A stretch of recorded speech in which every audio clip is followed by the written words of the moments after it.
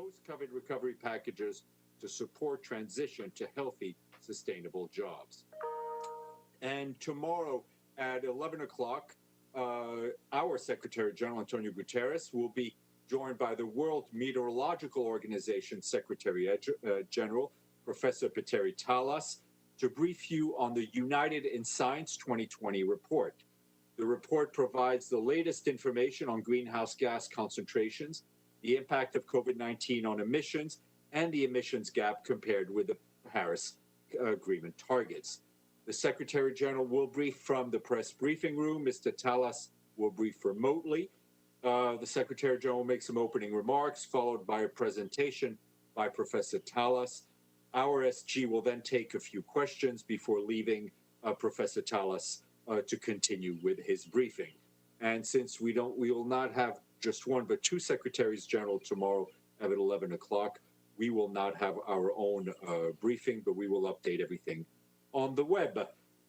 Yesterday, Antonio Guterres spoke by video message to the Korea Global Forum for Peace. He stressed that it is important that leaders of the Democratic People's Republic of Korea, the Republic of Korea, and the United States continue the dialogue that they started in 2018.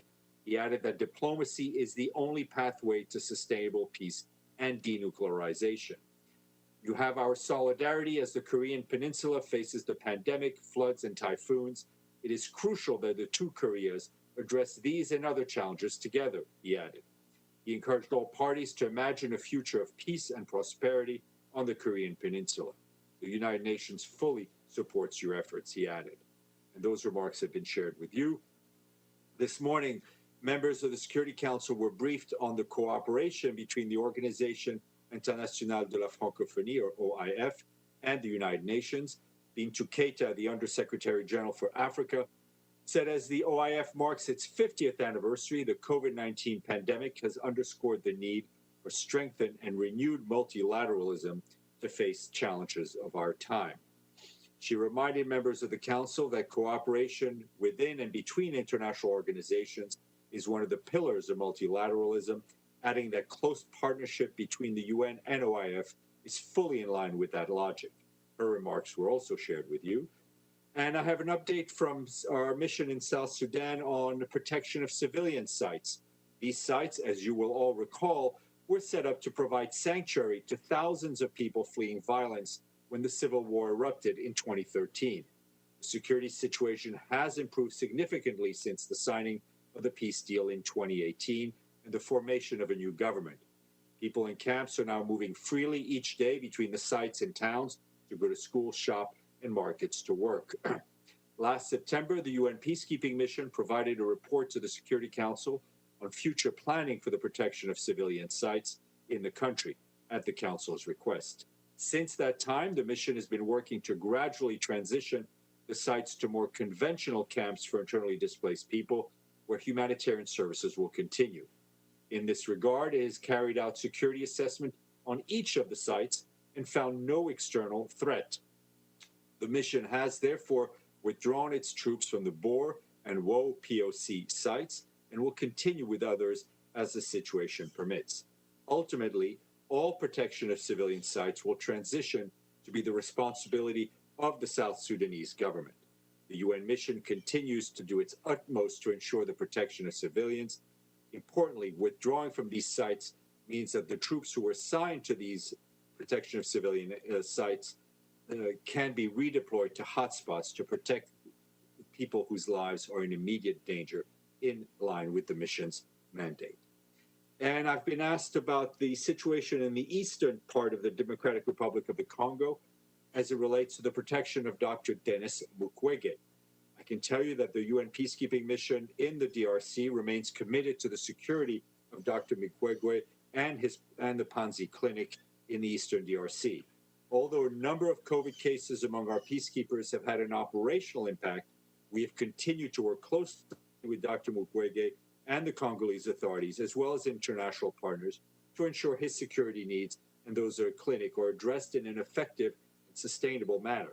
This approach requires us to continue developing greater local capacity among national police with support from the mission and other international partners.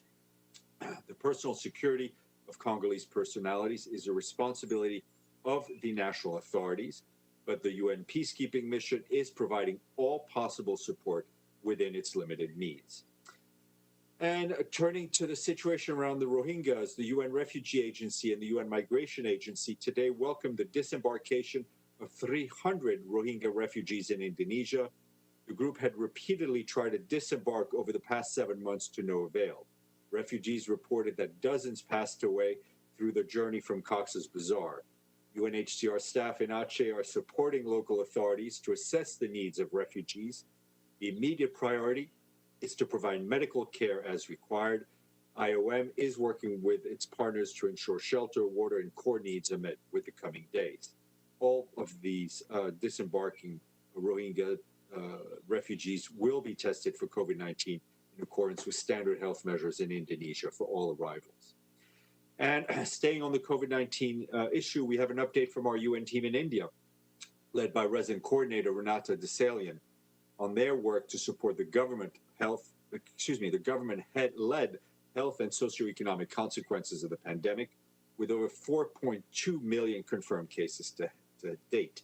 The World Health Organization has assisted with contact tracing of 8 million cases, while the UN Children's Fund has trained 2.2 million health workers in infection prevention and control, reaching 650 million children and families with life-saving information. The UN team has also supplied personal protective equipment. To reach the most vulnerable, the UN Development Program helped 100,000 migrant workers access social protection and reached 100,000 sanitation workers with safety kits and 4,000 metric tons of dry rations. And the UN Population Fund trained 5,300 sanitation workers on safe waste disposal.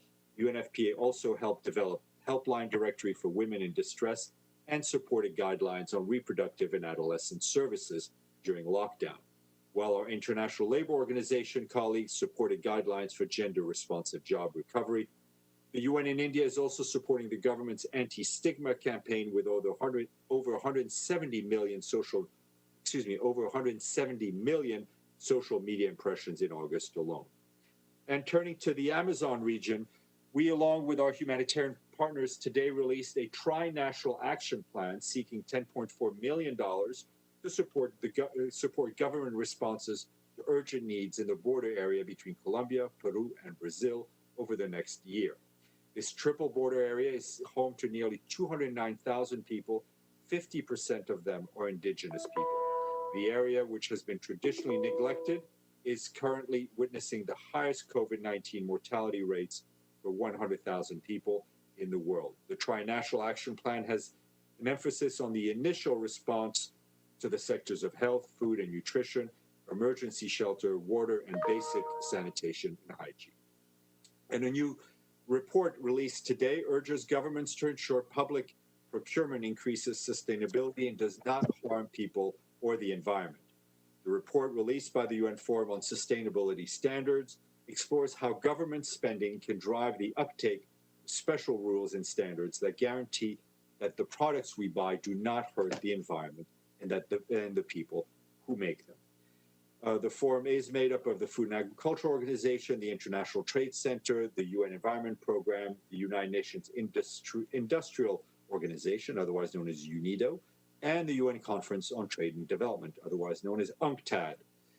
Today is International Literacy Day. This year, the day is focusing on literacy teaching and the learning of COVID-19 crisis and beyond, especially on the roles of educators, changing pedagogies. The theme highlights literacy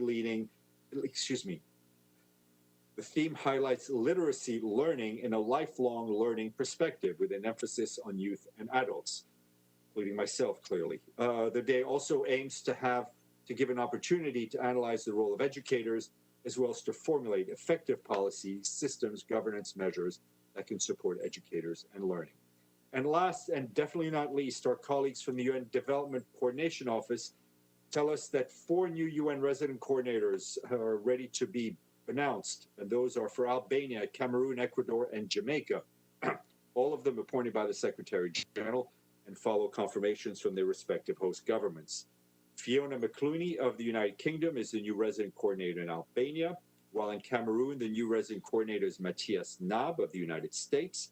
And in Latin America and the Caribbean, Lena Savelli of Sweden will serve as the RC in Ecuador, and Gary Corneille of Haiti, the new resident coordinator in Jamaica.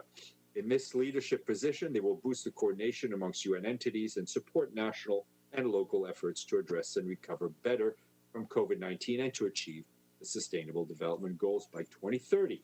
We are proud to announce that we will remain in full gender parity among all our RCs, covering 162 countries and territory. More information on the Sustainable Development Group's website, to which you'll find a list of all our colleagues. All right, let's see what we can do for humanity by answering some of your questions. So I will go to the chat. Pamela, and I see Ali waving, so I will get to you, Ali. Pamela, please. Thank you, Steph. We asked the outgoing PGA about what's the bigger picture of why people should tune into to UNGA and the debate since it's virtual. Can you answer that question? And do you have any information? This hashtag seemed to have popped up, defund the UN. And is there any hashtag plan for fund the UN? Thanks so much. I've seen the hashtag. I think we prove every day the worth in investing in the United Nations for the betterment of peoples everywhere, and the value that it brings, whether it is helping during the pandemic. I mean, every day I'm updating you on what we're doing all over the world, what we're doing in our peacekeeping missions, as I just mentioned, in South Sudan. So we do our utmost to prove our worth every day by the work that we do. This General Assembly will clearly be like no other, and I think we will have an opportunity to hear from world leaders on the state of the world in this dramatic time that we live in, and I think that is clearly worth tuning in and make it appointment television, so to speak. And the Secretary General, I think, will deliver very important remarks. Not only this is the 75th anniversary of the United Nations, it's a time to reflect how we move forward to defend multilateralism at times where it is greatly threatened, and how we can, as a world, and how we need to be united to fight this pandemic, and in order to build, to recover better, in a sense, from the pandemic, whether it's on issues of human rights, of health, and of course, very importantly, on climate change. Thank you. Okay, Edie. Thank you very much, Steph. A question about Belarus. Does the Secretary General have any comment on the government's driving 3 of the main opposition leaders left in the country to the border with Ukraine and demanding that they leave the country? 2 of them did, 1 of them remains in the country. Look, I think the recent detentions that we've used, the repeated use of force against peaceful protesters, as well as reported pressures on opposition civil society activists, is one that is of very serious concern to us and to the Secretary General. I think it bears repeating what the Secretary General's core message on this is, that the people of Belarus, the Belarusian people, should be able to exercise their political and constitutional rights peacefully in a democratic environment. And I think the current crisis that we're seeing in Belarus needs to be resolved through an inclusive dialogue amongst the Belarusian people. And I would also refer you to some of the comments that the High Commissioner Bachelet made on the situation in Belarus, which we fully support. Okay, Ali, bless you, Edie. Ali, and then Toby. Ali, I can't hear you. You're muted still. There you go. Go ahead. Yeah. Okay. Thank you, Steph. So I have 3 questions. One is whether the Secretary General is going to have any high-level meeting in person here at the United Nations. I'm in the headquarters now, and we're wondering whether any large meeting, high-level meeting is going to happen here. My other question is about Libya and whether the Secretary General was able to have the security common ground for the Security Council to name a new special envoy. And please, if you have anything on Lebanon, please let us know. Thank you. Okay, on Lebanon, we'll try to give you an update tomorrow on the humanitarian situation. On Libya and the leadership, obviously, as we said, Ms. Stephanie Williams remains in charge of the mission. If there was an announcement to be made on a new SRSG following an agreement by the Security Council, you would be the second or third to know, and I've been waiting to announce that. I assume the SG would be the first, and others would then follow, but that's not something I would want to keep for myself, Ali. On bilateral meetings, I think I think the President General Assembly, I think, had a strong message on encouraging, on the fact that most of the leaders will talk by video message. So they will not be, the Secretary General is not expected to have virtual bilateral meetings, because that doesn't really serve any purpose. We'll obviously wait to see who may show up. It's also important to note the quarantine restrictions and quarantine regulation put in place by the city of New York for a 2-week quarantine, and that has been conveyed to member states by the city of New York.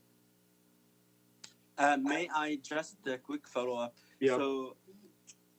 So by next week, eventually, we will know whether any foreign leader is coming to the General Assembly in person. No, listen. In the best of all worlds, we know these things in advance. The Secretary General is not one who let me put it this way. World leaders will decide what world leaders will want to do. This will obviously need to be have an impact on the host country, because they will be providing security and everything else outside of the UN. It'll have an impact on us. But right now, the vision is for a General Assembly where messages will be delivered by video. I will add that the President of the General Assembly, as I understand it, and the Secretary General, as I know it, will deliver their remarks in person. And we've told, member states have been told that at least one person per delegation will be permitted in the General Assembly hall. So the GA hall will not be empty. It will be with fewer people than we're all used to, but it will not be empty. Okay, Toby, and then Evelyn. Hi, Steph. Thank you. Have you seen the reports about 2 Myanmar soldiers who have reportedly admitted to participating in atrocities? Yeah, has the Toby, SG seen these reports? And can you? Apparently, they've been moved to The Hague. Okay, you're breaking up, but I think I get the gist of your question. Yeah, I got the gist of your question. Yes, we've seen the press reports. There were 2 very interesting articles today, I think New York Times and the Canadian Broadcasting Corporation. As far as the ICC and what will happen to these 2 individuals, you should talk to the ICC. As far as the Secretary General is concerned, I think he has called for accountability for the crimes that may have been committed in Rakhine State. But I don't have any details to what exactly happened. Really, should go to the ICC. Okay, Stefano Vaccara. Thank you, Stéphane. It's about the case in Colombia of Mario Pacholla. As you know, in those last days, there had been the confirmation that from the autopsy there was an homicide and investigation by the Italian authority, also Colombian, on this. Now, it looks like that they're trying to interrogate or have questions for certain people that work at the UN mission there, and they had difficulty in having the authorization to interrogate them. So what you know about that, and how at their quarters is following this investigation that again is not anymore about suicide, it's about homicide. Well, as I've said to you, and I think the term interrogation may be an issue of translation. No one is being interrogated, but I know what you mean. We are continuing to work very closely with the Colombian authorities, with the Italian authorities as they move in their investigations. UN staff has been made available to these investigations, and we will continue. Hold on. We will continue to make UN staff available. As far as I understand it, there may have been some scheduling issues, as people are in different places. But the underlying principle is that people have been and will be made available. I think we all want to get clarity as to what happened, to the tragedy that befell this young man who was working and was with us as a UN volunteer. Yeah, can you just a follow-up very quick? Can you give me a reaction that Secretary General had when he found out that the autopsy had confirmed that Pacholla was already dead when he was and didn't die for how it was found his body for hanging. What the Secretary General, what we all want is for these investigations to be completed and for the truth to come out. Okay, Evelyn, and then Abdelhamid. Hi, Steph. Can you hear me? Yeah. Yeah. Stéphane, in the GRC, Dr. Mukwege in Eastern Congo is in trouble and has threats against his life. The peacekeepers used to guard him, but don't any longer. Do you have any further information on that? No, Evelyn, we are doing our utmost to keep him and safe. And I read out quite a long and detailed note at the start of the briefing on this. I'm sorry. That's okay. That's okay. Don't worry. Abdelhamid and then Pam. Thank you, thank you, Stéphanie. Sorry. I'm sorry. I don't know what's wrong. Anyhow, I have two questions. One question on the East Mediterranean. The tension is rising by the hour.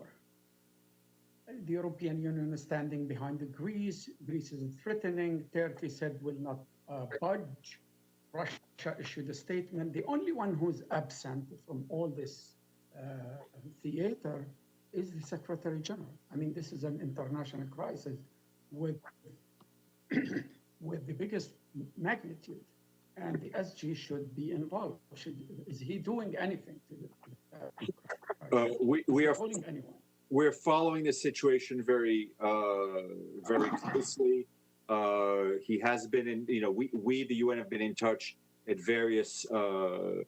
with various parties at different levels. As you will recall, the Secretary General has at different times spoken to both the Turkish and the Greek authorities. He met with the Greek Foreign Minister recently, and where they discussed regional issues. We, of course, remain very concerned about the ongoing tensions. and underscore the need for these tensions to be resolved through dialogue. I have a second question, Yes, sir. Stéphane. Yeah. Serbia and I think Kosovo decided to move their embassies from Tel Aviv to Jerusalem in violation of international law. Is there a clear position from the UN about this in writing or in public? I mean, I think we have repeatedly said at different points that the issue of the status of Jerusalem needs to be decided by the parties. Okay, Pam, did you have another question? Yes, thanks, Steph. Just a clarification, is your guidance to diplomats at this point in conforming with New York State that a foreign head of state should self-quarantine or is recommended to quarantine for 2 weeks when they arrive? And does diplomatic immunity kick in at any point there? Look, it's a complicated issue. We have no way of, our staff, the Secretary General himself, I think, led by example and remained at his residence for 2 weeks, both times that he left the country over the summer. We would encourage member states to follow the directives of our host country and our host city. I'm sorry, which means they should come in and self-quarantine before. I mean, that's those. The host city has put out a directive which has been shared with the permanent missions, and we would encourage everyone to follow those directives. And as I said, for his part, the Secretary General and UN officials follow those directives. And just to be clear, that's to self-quarantine for 2 weeks. Just to be clear, you need to check the exact wording with the city of New York. All right, thank you so much. Okay. Okay, anybody else? Let me go to the grid view. Nobody waving their hands. Nobody's asleep, so that's a good sign. Abdelhamid. Thank you again, Stéphane. In Yemen, the Houthis decided, can you hear me? Yes, yes. Yeah. The Houthis, I think yesterday, decided to close the airport of Sana'a, even for the UN humanitarian flights. Are you aware of this development, and what triggered this development? Okay, yes, we are. Bear with me 2 seconds. I'm trying to work 3 computers at once here, and I'm not as technically savvy as you all are. Bear with me 2 seconds.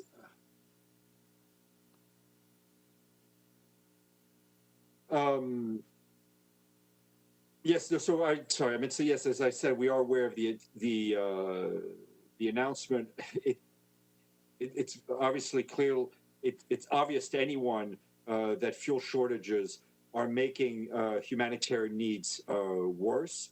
I mean, in these situations, you need fuel to deliver goods, to pump drinking water, to deal with sanitation networks, run hospitals, etc. The current shortages are impacting many sectors and hampering our and our humanitarian partners' ability to do their work. We are at this point engaging with the de facto authorities, the Ansar Allah de facto authorities, to identify different ways we can keep the airport open for humanitarian agencies. Access to the airport for us, for NGOs, is critical, right? We rely on it to import medicine, all sorts of cargo, to rotate staff, to have a safe and reliable transport in and out of the country is, I think, one of the key security guarantees that we're seeking from the authorities in the places that we work everywhere around the world. We need access to airports, and this is no different. I think we're fairly optimistic that the authorities are going to work with us to find some sort of a solution quickly, so the UN presence can remain in place and continue to deliver assistance. And, I think it's important to underscore that the fuel shortages are the result of a political dispute between the parties, which has greatly reduced access to fuel ships serving Hudaydah since June 8th. And so we'll continue to urge all the parties to come together to try to solve this. Okay. Thank you all. We'll share details of exactly how we're going to handle the presser tomorrow. Yes, Iftikhar. Yes, since you just answered a question about Yemen, please also tell us and update us on the situation of that oil tanker. Yes, we will try to do that. But I haven't. The fact that I haven't shared anything with you is that the situation, unfortunately, remains the same as far as I'm aware. Take care. Bye-bye.